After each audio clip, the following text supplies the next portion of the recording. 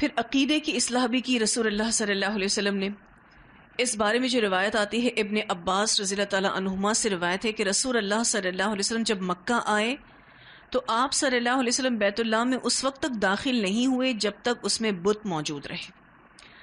آپ صلی اللہ علیہ وسلم نے ان کا حکم دیا تو انہیں نکال دیا گیا. ابراہیم اور اسماعیل علیہ السلام کی تصویریں نکالی گئیں جن کے ہاتھوں میں پانسے کے تیر تھے. تصویر ایسی بنائی ہوئی تھی مشرکین نے ابراہیم علیہ السلام کی کہ ہاتھ میں پانسے کے تیر. آپ کو پتہ ہے پانسے کے تیر کس لیے استعمال کرتے تھے مشرکین؟ فال گیری کے لیے. اور ابراہیم علیہ السلام اور اسماعیل علیہ السلام کی تصویریں اس طرح سے بنانا اور ہاتھوں میں پانسے دینا، یہ کیا چاہ رہے تھے مشرکین؟ اپنے اس عقیدے کو پروموٹ کرنا چاہ رہے تھے کہ جو ہم کر رہے ہیں یہ کون کرتا تھا؟ ابراہیم بھی کرتے تھے اور اسماعیل علیہ السلام بھی کرتے تھے. اللہ کے رسول صلی اللہ علیہ وسلم نے فرمایا ان پر اللہ کی مار ہو، اللہ کی مار ہو ان کافروں پر. انہیں خوب معلوم تھا کہ ان دونوں نے کبھی پانسے نہیں پھینکے. ان کو اچھے سے پتا تھا کہ نہ کبھی ابراہیم علیہ السلام نے فالگیری کی نہ کبھی اسماعیل علیہ السلام نے فالگیری کی، لیکن پھر بھی انہوں نے ایسی تصویریں بنائیں جس سے یہ اپنے غلط عقیدے کو تقویت دینا چاہ رہے تھے. اس حدیث کو بخاری نے روایت کیا ہے. تو آپ صلی اللہ علیہ وسلم نے ان غلط چیزوں کی اصلاح کی، کریکشنز کی کہ ایسا نہیں تھا. اب اگر آپ کو اللہ سبحانہ تعالیٰ سے خیر طلب کرنی ہے تو کیا طریقہ کار اللہ تعالیٰ نے آپ کو دیا ہے؟ استخارہ کرنا، فال گیری. اچھا یہ فال گیری کیوں کرتے تھے؟ چلے بتائیے، پھر ہم استخارہ سے اس کو کمپیریزن کریں گے نا. فال گیری کیوں کرتے تھے مشرکین مکہ؟ جو تیر پھینکتے تھے کیوں کرتے تھے؟ کسی بھی کام کو ہم کریں یا نہ کریں، استخارہ جب آپ کرتے ہیں تو اس میں بھی آپ کیا خیر طلب کر رہے ہوتے ہیں کہ اللہ تعالیٰ یہ کام ہم کریں یا نہ کریں، اس میں ہمارے لیے خیر ہے یا نہیں ہے، دینی اعتبار سے، دنیاوی اعتبار سے، معاشی اعتبار سے. آپ یہی پوچھنا چاہ رہے ہوتے ہیں نا اللہ تعالیٰ سے. اور پھر اللہ تعالیٰ ایسے اسباب پیدا کرتا ہے، کسی نہ کسی انسان کے منہ سے کوئی نہ کوئی بات نکلواتا ہے. ایک ام المومنین تھی جو ہر کام سے پہلے استخارہ کرتی تھی، حضرت زینب. جب نبی اکرم صلی اللہ علیہ وسلم نے ان کو پروپوزل بھیجا تھا تو انہوں نے زید بن حارثہ سے کیا کہا تھا کہ میں پہلے استخارہ کروں گی. اتنا خوبصورت طریقہ کار اللہ سبحانہ تعالیٰ نے ہمیں دے دیا. لیکن آج بھی آپ دیکھیں اس استخارہ کو لے کر کتنی بدعتیں اس میں شامل کر دی گئیں. جو استخارہ انسان کو خود کرنا چاہیے آج لوگوں نے دوسروں سے کروانا شروع کیا.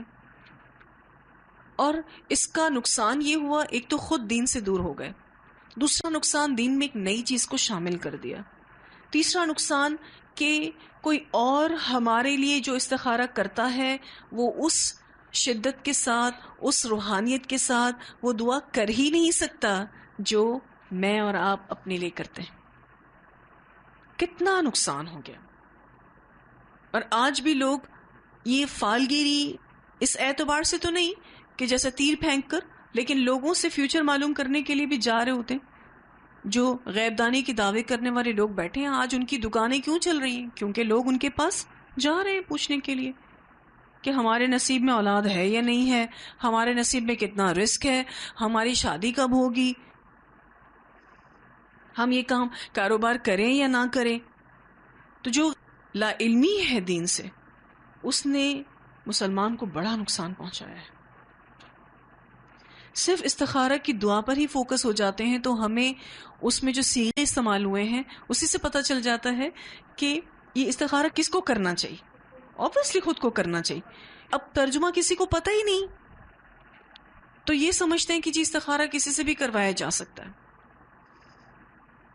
اور پھر حیران کن بات یہ ہے کہ جو بھی اس طرح کے استخارے کروائے جاتے ہیں دوسروں سے، وہ باقاعدہ سٹیٹمنٹس دیتے ہیں کہ استخارہ میں یہ چیز آئی ہے اور یہ چیز نہیں آئی ہے.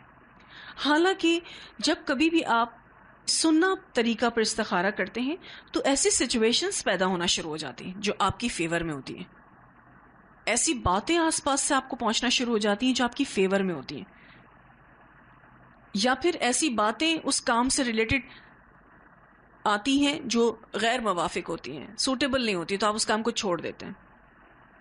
ایسا تھوڑی نہ ہوتا ہے کہ کوئی باقاعدہ بلنٹ سٹیٹمنٹس جو ہیں وہ آنا شروع ہو جائیں، اور اس چیز کو لوگوں نے غلط استعمال کرنا بھی شروع کر دیا. مثلا آج اگر کسی رشتے کے لیے منع کرنا ہوتا ہے تو بجائے یہ کہنے کے سچائی پر مبنی کہ یہ چیز ہمیں سمجھ نہیں آئی یا وہ چیز سمجھ میں نہیں آئی، یا پھر ہم اپنا ارادہ بھی فی الحال مؤخر کرتے ہیں، بجائے سچ کہنے کے یہ کہہ دیا جاتا ہے کہ جی استخارہ میں نہ آیا ہے، اور جو استخارہ کر رہا ہے وہ بھی پتہ نہیں کس بیسس پر اتنا وثوق سے کوئی فیصلہ سنا دیتا ہے کہ ایسا کر لیں آپ. خیر، تو آپ صلی اللہ علیہ وسلم نے ان عقائد کی اصلاح بھی کی، پھر لوگوں کے لیے آسانی بھی کی. جابر رضی اللہ تعالیٰ عنہ سے روایت ہے کہ ایک آدمی فتح مکہ کے دن کھڑا ہوا اور کہنے لگا، یا رسول اللہ صلی اللہ علیہ وسلم، میں نے اللہ کے لیے نظر مانی تھی کہ اگر اللہ نے آپ صلی اللہ علیہ وسلم کو مکہ فتح کروا دیا تو میں بیت المقدس میں 2 رکعت نماز پڑھوں گا. اب بڑی حیران کن نظر تھی، فتح کیا ہو رہا ہے؟ مکہ. نماز کہاں جا کے پڑھنی ہے؟ بیت المقدس. آپ صلی اللہ علیہ وسلم نے فرمایا یہی نماز پڑھ لو. اس نے پھر اپنی بات دہرائی. آپ صلی اللہ علیہ وسلم نے فرمایا یہی نماز پڑھ لو. کیا چاہیے تھا اس کو؟ یہی پڑھ لیتا. اس نے پھر اپنی بات دہرائی تو پھر آپ صلی اللہ علیہ وسلم نے فرمایا تب تیری مرضی ہے. اسے سنن نبی داؤد نے روایت کی. اب جیسے مثلا ہم بھی ایسی چیزیں ماضی میں ہو سکتا ہے کیے ہوں، میں روز 2 نفل پڑھوں گی، میں روز کا آدھا پارہ پڑھوں گی بالفرض. اب کر سکتے ہیں کیا؟ کبھی طبیعت کی نرمی گرمی بھی ہوتی ہے. ابھی ایک نظر مجھے کسی خاتون کی پتہ چلی، انہوں نے کہا کہ میں نے 200 روزوں کی نظر مانی ہے، اب وہ میری طبیعت ٹھیک نہیں رہتی، میں رکھ نہیں پا رہی، تو میں کیا کروں؟ اب اس طریقے کے کرٹیکل ایشوز آ جاتے ہیں جب اس طریقے کی کمٹمنٹس کر لیے جاتے ہیں. ویسے ہی آپ دیکھیں 30 روزے رمضان المبارک میں یا 29 روزے رمضان المبارک میں ہر سال ہوتے ہیں. پھر خواتین کے تو کچھ قضا کے روزے بھی ہوتے ہیں، اور اگر آپ ہر مہینے 3 نفل روزے رکھنے کے عادی ہیں تو یہ بھی ہوتے ہیں. اب اس کے علاوہ کوئی 200 روزوں کی نظر مانے تو وہ کیسے پوری کرے گا؟ یعنی کوئی ایسا ٹاسک اپنے لیے کہہ دینا جو کہ انسان کے بس میں نہ ہو، بس وہ جذبات میں آ کے نا کہہ جاتے ہیں. تو ایسی چیزوں سے پرہیز کرنا چاہیے اور آسانی کا معاملہ کرنا چاہیے. اپنے لیے بھی آسانی کا معاملہ کریں. پھر جب اس طریقے کی مشقتوں میں خود کو ڈالتے ہیں، پھر جب سوال پوچھتے ہیں تو جواب دینے والے کے پاس کوئی جواب نہیں ہوتا. وہ کیا جواب دے کہ کیا کریں اس کا؟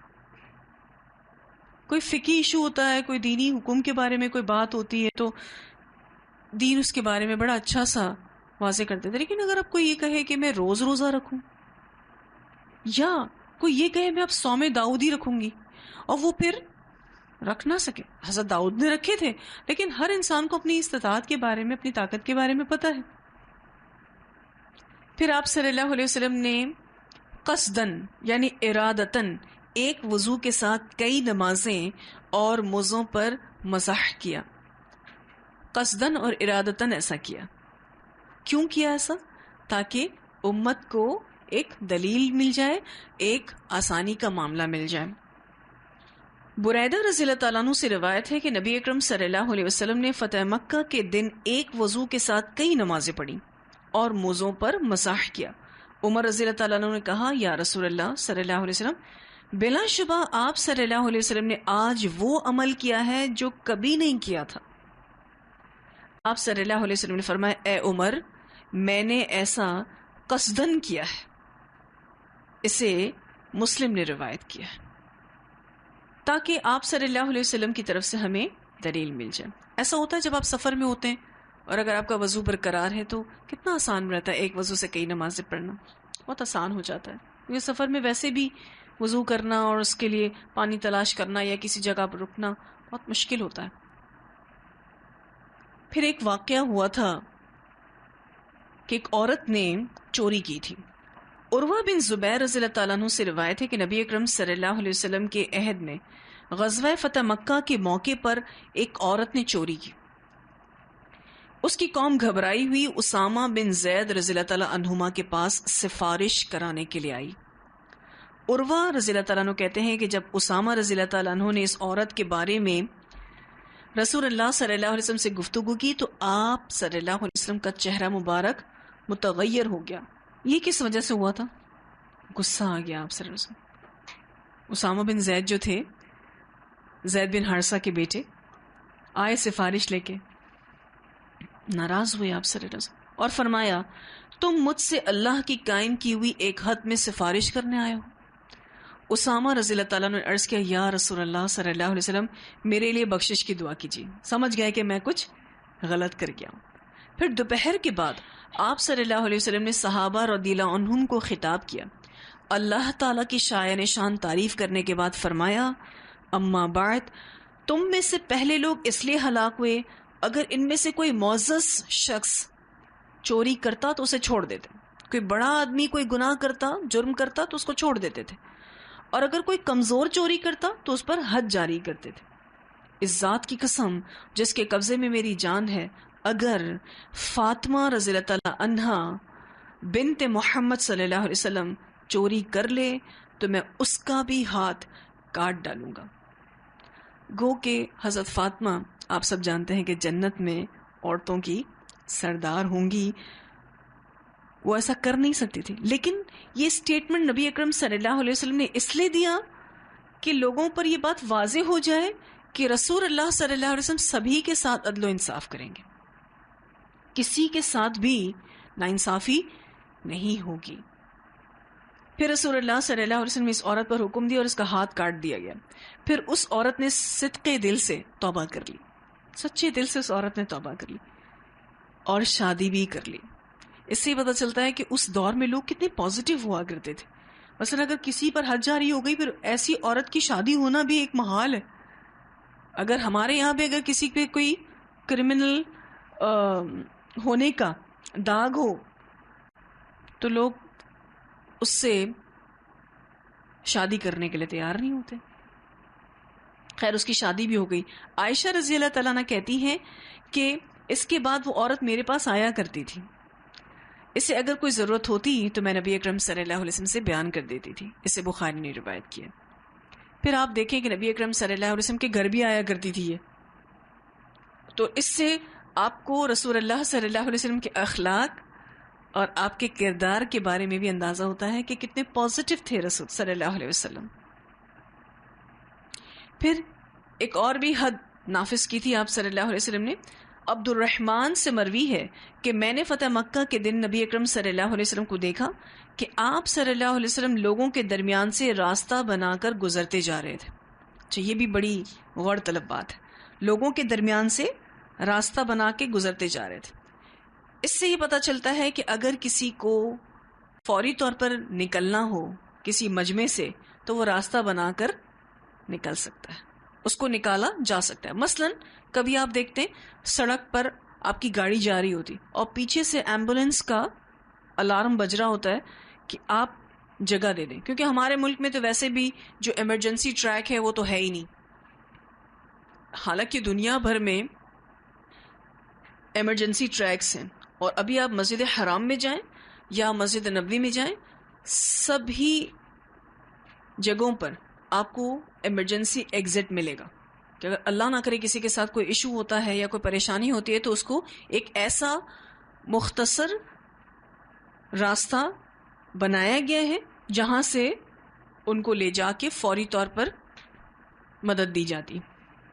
تو یہ نبی اکرم صلی اللہ علیہ وسلم کی سنت سے پتہ چلتا ہے کہ اگر لوگوں کے درمیان سے راستہ بنا کر بھی کسی کو نکالا جا رہا ہو تو نکالا جا سکتا ہے. اب رسول اللہ صلی اللہ علیہ وسلم جا رہے تھے اور خالد بن ولید کے ٹھکانے کا پتہ پوچھتے جا رہے تھے. اس وقت میں جوان لڑکا تھا. تھوڑی ہی دیر میں لوگ ایک آدمی کو نشے کی حالت میں رسول اللہ صلی اللہ علیہ وسلم کے پاس لے آئے. اچھا آپ صلی اللہ علیہ وسلم کو کہاں جانا تھا؟ خالد بن ولید کے پاس. لیکن بیچ میں ایک ایشو آ گیا کہ ایک نشے والا آدمی رسول اللہ صلی اللہ علیہ وسلم کے پاس لایا گیا. نبی اکرم صلی اللہ علیہ وسلم نے اپنے ساتھ آنے والوں کو حکم دیا کہ ان کے ہاتھ میں جو کچھ ہے وہ اسی سے اس شخص کو ماریں. تو کسی نے اسے لاٹھی سے مارا، کسی نے اسے کوڑے سے مارا. اس شرابی کو یا اس نشئی شخص کو، اور نبی اکرم صلی اللہ علیہ وسلم نے اس پر مٹی پھینکی. اسے مسند احمد نے روایت کیا. کہنے کا مقصد یہ ہے اس حدیث میں کہ آپ صلی اللہ علیہ وسلم نے ایک حد نافذ کی. یہ جس نے غلطی کی ہے اس کا بھی بھلا ہے، اور جس نے نہیں کی اس کا بھی بھلا ہے. اس میں جب بھی کوئی حد جاری ہوتی ہے، جس مجرم پر ہوتی ہے اس کا کیا بھلا ہے کہ وہ دوبارہ کرنے میں ہچکچائے گا، ڈرے گا. اس سے ایک ناراضگی کا اظہار ہے ایک طرح سے، کہ ہو سکتا ہے وہ نشات چھوڑ دے پنشمنٹ کی وجہ سے. اور جو دیکھنے والے ہیں ان کے لیے کیا عبرت ہے کہ اگر انہوں نے ایسا کیا تو ان کے ساتھ بھی ایسا ہی ہوگا، اتنی ہی انسلٹ ہوگی اس کی بھی. تو دونوں ہی کے لیے بھلا ہوتا ہے، مجرم کے لیے بھی جس پر حد جاری کی جا رہی ہوتی ہے، اور دیکھنے والوں کے لیے بھی بھلا ہوتا ہے. پھر نبی اکرم صلی اللہ علیہ وسلم نے کسی جگہ داخل کیسے ہونا ہے اس کا ادب بھی سکھایا. ایک سچویشن اس طرح سے ہوئی تھی کہ کلدہ بن حنبل رضی اللہ تعالیٰ عنہ سے مروی ہے کہ فتح مکہ کے موقع پر انہیں صفوان بن امیہ نے نبی اکرم صلی اللہ علیہ وسلم کی خدمت میں ہرن کا بچہ اور کچھ سبزیاں دے کر بھیجا تھا. اس وقت آپ صلی اللہ علیہ وسلم وادی کے بالائی علاقے میں تھے. یہ کچھ تحفے تحائف صفوان بن امیہ نے بھیجے تھے اور یہ کلدہ بن حنبل لے کر جا رہے تھے. نبی اکرم صلی اللہ علیہ وسلم کی کہتے ہیں کہ میں خدمت میں حاضر ہوا تو نہ میں نے سلام کیا اور نہ ہی اجازت چاہی. آپ صلی اللہ علیہ وسلم نے فرمایا واپس جاؤ، تھوڑا باہر نکل جاؤ، سلام کرو، اجازت لو. یہ اس وقت کی بات ہے جب صفوان رضی اللہ تعالیٰ عنہ نے اسلام قبول کر لیا تھا. تحفے تحائف بھیجے تھے تو جو ان کے غلام تھے یا جو ایک طرح سے ان کے کام کرنے والے تھے ان کو بھیجا تھا یہ تحفے تحائف دے کر. تو سکھایا آپ صلی اللہ علیہ وسلم. بعض دفعہ بچوں کو سکھاتے نا، چلو باہر جاؤ، کیسے پرمیشن لینی ہے ایسے آ کے. تو یہ بس اوقات یہ جو پریکٹیکل ڈیمونسٹریشن ہوتا ہے نا، یہ جو اس طرح سے کسی سے عملی طور پر کام کروا لیا جاتا ہے تو وہ ریمائنڈر ہوتا ہے. اس کے لیے تو وہ تو کبھی نہیں بھولے گا جس کو ایسی پریکٹس کروائی جاتی ہے، اور اس کے آس پاس کے لوگوں کو بھی یاد رہتا ہے کہ کتنا اہم تھا یہ. تو جب کہیں داخل ہوں گے تو کیسے داخل ہوں گے؟ سلام کر کے، پرمیشن لے کے، ٹھیک ہے، اجازت لے کے. اچھا، عبداللہ بن عمر رضی اللہ عنہ کو خوبصورت انداز میں آپ صلی اللہ علیہ وسلم نے روکا بھی تھا. حضرت ابن عمر رضی اللہ تعالیٰ عنہما فتح مکہ کے موقع پر موجود تھے. اس وقت ان کی عمر 20 سال تھی. یہ جو ابن عمر ہیں حضرت عمر کے بیٹے، جس 20 سال کے تھے. ان کے پاس ایک ڈٹ جانے والا گھوڑا تھا اور ایک بھاری نیزہ بھی تھا. ڈٹ جانے والا گھوڑا، کبھی بیٹھے آپ ایسے گھوڑے کے اوپر؟ بہت مشکل گھوڑا ہوتا ہے. ویسے ہی گھوڑے کی سواری مشکل ہے، اور اوپر سے ایسا گھوڑا جو اپنے اوپر کم ہی کسی کو بیٹھنے دے. ابن عمر کا گھوڑا ایسا تھا. تو اب یہ ان کا گھوڑا تھا. آپ سوچیں کہ یہ اس پر سواری کرتے ہوں گے تو کتنے بہادر ہوں گے اور کتنے مضبوط انسان ہوں گے. تو اگر آپ نہیں بیٹھے کسی ایسے گھوڑے پر تو اچھا ہی ہوا ہے کہ نہیں بیٹھے. ایک بھاری نیزہ بھی تھا. وہ جا کر اپنے گھوڑے کے لیے گھاس کاٹنے لگے. رسول اللہ صلی اللہ علیہ وسلم نے ان کا نام پیار سے پکار پکار کر ان کو روکا. اسے مسند احمد نے روایت کیا ہے. گھاس کاٹنے سے کیوں روکا؟ مکہ میں گھاس نہیں کاٹی جا سکتی، ٹھیک ہے. پھر ایک اور روایت میں آتا ہے کہ آپ صلی اللہ علیہ وسلم نے عتبہ کے بیٹے کا فیصلہ کیا تھا. عائشہ رضی اللہ تعالیٰ عنہ سے روایت ہے کہ عتبہ بن ابی وقاص نے اپنے بھائی سعد بن ابی وقاص رضی اللہ تعالیٰ عنہ کو وصیت کی تھی کہ زمعہ رضی اللہ تعالیٰ عنہ کی لونڈی کا لڑکا میرا ہے. ایک صحابی تھے زمعہ، ان کی لونڈی کا لڑکا میرا ہے، یعنی وہ میرا بچہ ہے، اس لیے اس پر قبضہ کر لینا. فتح مکہ کے سال سعد بن ابی وقاص رضی اللہ تعالیٰ عنہ نے اسے لے لیا اور کہا یہ میرے بھائی کا لڑکا ہے.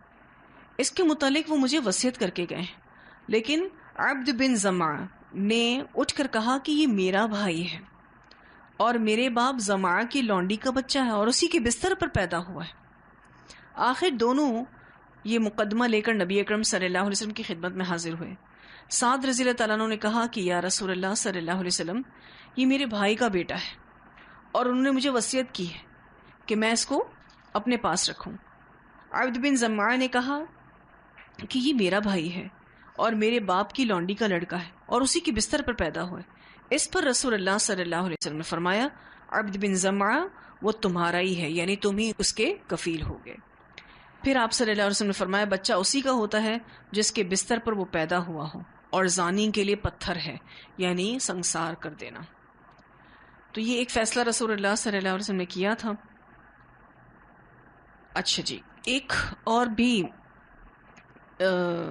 ڈیٹیلز جو آتی ہیں کہ جب نبی اکرم صلی اللہ علیہ وسلم مکہ میں داخل ہوئے تو آپ نے سیاہ امامہ پہن رکھا تھا، اور ایک روایت میں آتا ہے کہ آپ کے سر پر خود بھی تھی۔ خود جانتے ہیں کسے کہتے ہیں؟ جنگی ٹوپی، لوہے کی ٹوپی ہوتی ہے۔ اس کے علاوہ نبی اکرم صلی اللہ علیہ وسلم کا جھنڈا سفید تھا۔ جب آپ فتح مکہ کے روز مکہ میں داخل ہوئے اور آپ صلی اللہ علیہ وسلم نے سورہ فتح کی خوبصورت تلاوت بھی کی تھی۔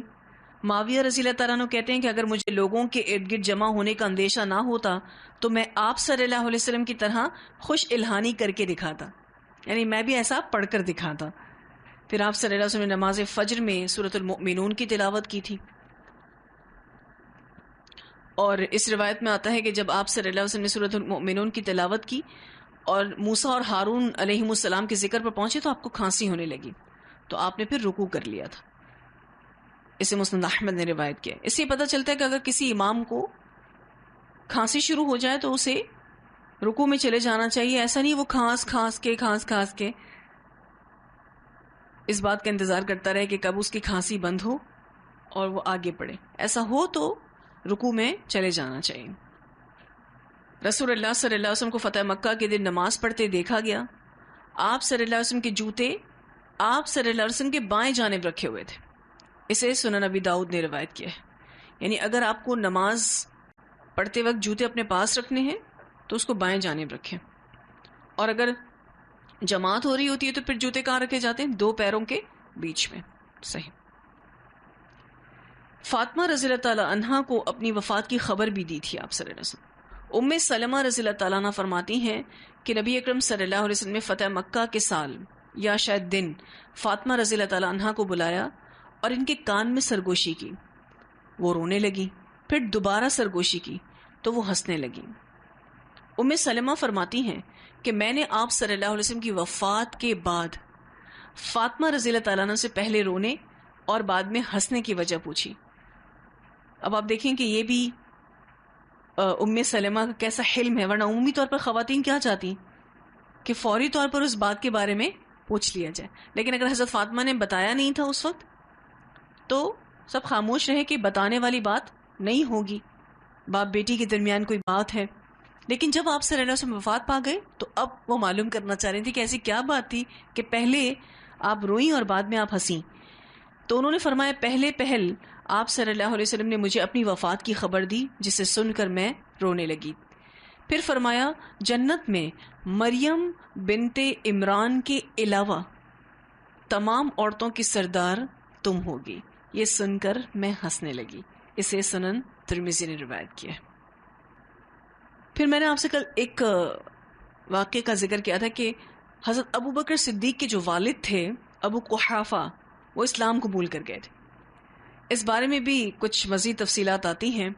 انس رضی اللہ تعالیٰ عنہ فرماتے ہیں کہ ابو بکر رضی اللہ تعالیٰ عنہ فتح مکہ کے دن اپنے والد ابو قحافہ رضی اللہ تعالیٰ عنہ کو اٹھا کر، پیدل نہیں چل سکتے تھے، اتنے عمر رسیدہ تھے، نبی اکرم صلی اللہ علیہ وسلم کی خدمت میں لے کر آئے اور آپ صلی اللہ علیہ وسلم کے پاس پہنچ کر انہیں اتار دیا۔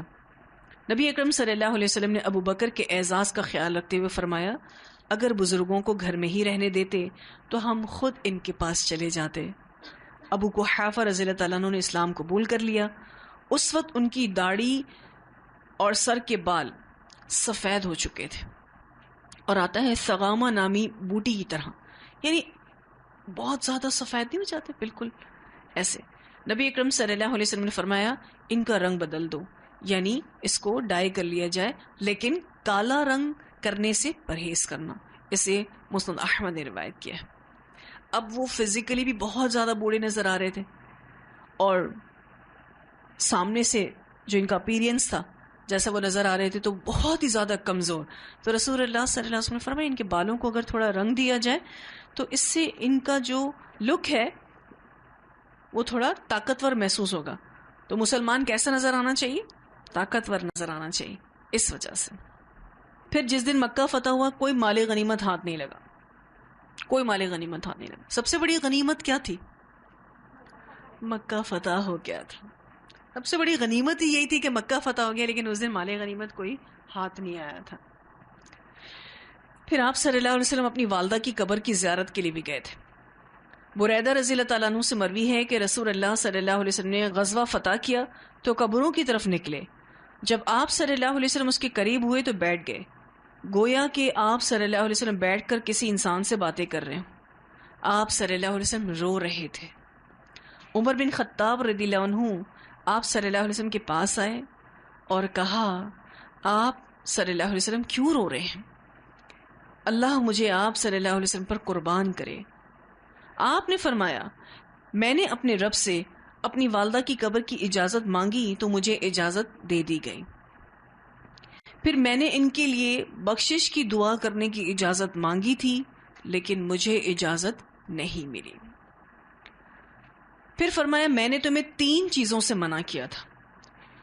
3 دن کے بعد قربانی کا گوشت کھانے سے منع کیا تھا، اب اسے کھاؤ اور جب تک چاہو رکھو. یعنی یہ پابندی آپ صلی اللہ علیہ وسلم نے ہٹا دی. دوسری پابندی قبرستان جانے سے منع کیا تھا، اب جو جانا چاہتا ہے جا سکتا ہے. مجھے اپنی والدہ کی قبر کی زیارت کی اجازت دی گئی اور میں تمہیں مخصوص برتنوں میں پینے سے منع کر چکا ہوں، جیسے کہ سبز رنگ کا برتن جس میں روغن مل دیا جائے، یا روغنی زفت لگے برتن، یا چوبی برتن سے منع کیا تھا. جو لکڑی کے برتن ہوتے ہیں نا اس کو استعمال کرنے سے رسول اللہ صلی اللہ علیہ وسلم نے منع فرما دیا تھا. اب میں ان برتنوں کا حکم دیتا ہوں، یعنی آپ ان برتنوں کو استعمال کر سکتے ہیں. کیوں؟ کیونکہ برتن کسی چیز کو حلال اور حرام نہیں کرتے، البتہ نشہ آور چیز سے بچنا. اسے مسند احمد نے روایت کیا ہے. اب اس وقت جس وقت آپ صلی اللہ علیہ وسلم پر ایک جذباتی کیفیات طاری ہے، اس میں بھی آپ صلی اللہ علیہ وسلم سکھا رہے ہیں، بتا رہے ہیں کہ 3 چیزوں سے منع کیا تھا، اب یہ 3 چیزیں الاؤڈ ہیں، اس کی اجازت دے دی گئی ہے. تو یہ کچھ واقعات تھے جو کہ فتح مکہ سے جڑے تھے، اور اس کو آپ کو بتانا اس لیے بھی ضروری سمجھا کہ فتح مکہ میں جو کچھ ہوا اس کو آپ تفصیل سے پڑھ کر اس غزوہ کو محسوس کر سکیں اور اس سے مزید سبق حاصل کر سکیں. تو یہاں الحمدللہ ہمارا غزوہ فتح مکہ مکمل ہوا. وآخر دعوانا ان الحمد للہ رب العالمین. سبحانک اللہم وبحمدک نشہد ان لا الہ الا انت نستغفرک ونتوب الیک.